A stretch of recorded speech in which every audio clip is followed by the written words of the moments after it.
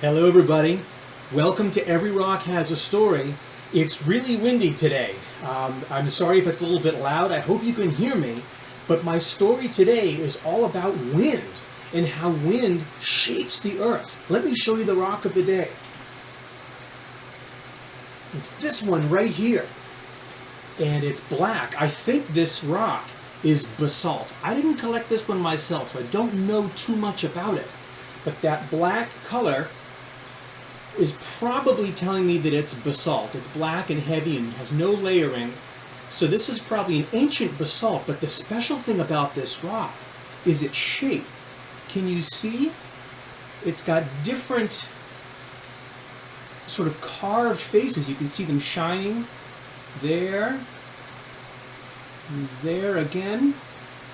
This rock is something called a ventifact.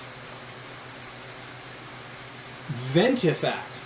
And a ventifact is a rock that has been smoothed by the wind.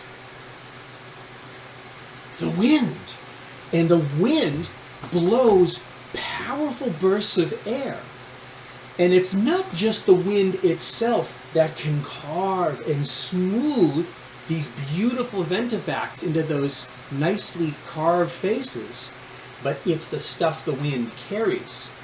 Oftentimes the wind will blow sand, little bits of sand like in a dry, dusty desert kind of an environment, and that sand will get blown and carving these different faces as the wind goes in different directions and smooths off those different faces.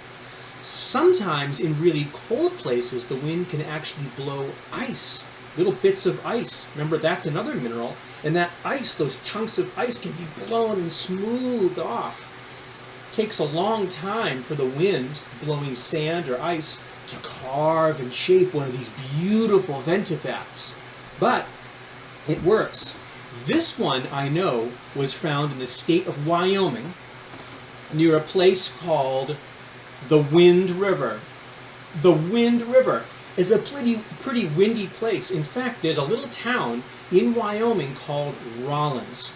And I remember driving across Wyoming one time. We stopped in Rawlins at a gas station. And we got out of the car, and it was super windy. One of the most windy days I can ever remember in my life. And I said, wow, it is super windy in here. And I went inside the gas station to pay for the gas. And I asked the person at the gas station, wow, is it always this windy out here? And she looked at me. She didn't say anything. She just pointed down at the table. And so I looked down at the table, and there was a little note posted on the table, and it said, yes, it's always this windy here in Rawlins. I guess they get asked that question a lot. Anyway, the wind near the Wind River has carved this basalt by blasting all that sand on it. The wind is a powerful force that can blow things and transport them long distances.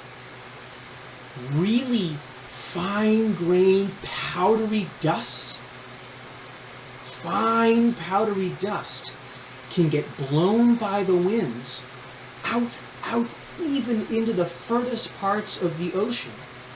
Most of the sediment that gets deposited on the bottom of the ocean is dust blown by the wind.